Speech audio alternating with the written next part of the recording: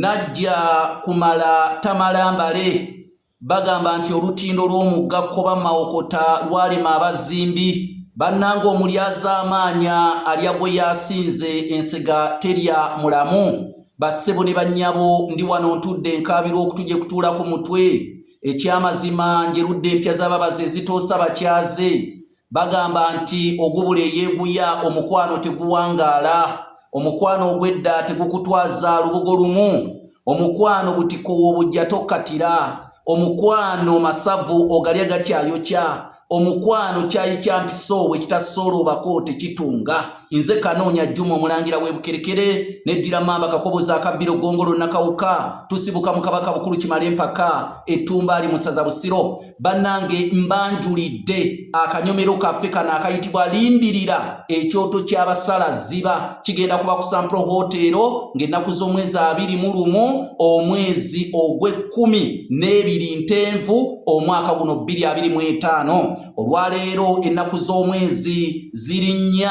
lunaku lwa kiwanuka lunaku lwakuna omwezi gwegwo ogwa Ntenvu era mwe tusuubirira ekyoto ky'abasala ziba ekyokuntikko nga 21 omwezi guno era omwaka 2025 bassebo ne bannyabo okuyingira mu kyoto ky'abasala ziba abakulu emitwalo 2 abaana abato olw'okuba nti tugenda bayitirayitira mu pipa z'olulimi Oluganda mujje nazo bajja sasula mutwalo gwe wenna anayagala ne famire yo mutule ku mmeeza emmeeza zigenda kubaawo ndi muwandiisi nakuwandikira ekitabo entabiro y'Oluganda olw'edda aneetaaga okubuuza ku musomo gw'ekyoto ky'abasala ziba naawe anaagula ekitabo entabiro y'Oluganda olw'edda kigula $60 oyita ku nnamba yange yesimu yeeno ya Airtel eri 075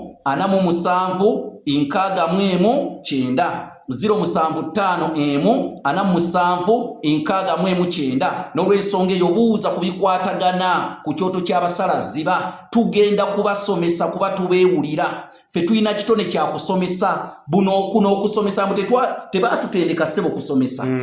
wabula kitone kirimu ffe yensonga lwaki bw'oba nga toli munywa mwenge teweetaba mu bagunywa n'olw'ensonga eyo ensonga lwaki tukwatagana olw'ensonga ekitone kye kitugatta ekyokusomesa bannange mujje ku kyoto ky'abasala ziba tomanyi kulanya tomanyi byafaayo bya kikaakyo oyina kyotomanyi tomanyi byafaayo bya Buganda tomanyi lwaki omuntu bamutuuma erinnya jangu kyoto ky'abasala ziba nesirinze ekka kuba se bayita bokka kwavanga ku ddagala lya bisuuwa ate ayita n'emmando yamanya kyerya musibbo saba balojjera ekyeya ky'essana batya bwe kyebeera engula obuliro oba n'engeri y'enkulo gye zitwalamu emmere ate okwagala okugimala ku lujjuliro weewaawo kitala kya Mutabazi okakasizza neeyowwe ekisaabaana era nange sigenda kudda mu byankutula oba okwogera kuno nakulinga mukono gwa musasi leka ekiwoozima nkyolekeze ekyezigoolo olwo nno ndabe engeri gye ntuuzaako omukakajja mwambulule Vvoobe nze Munnabusiro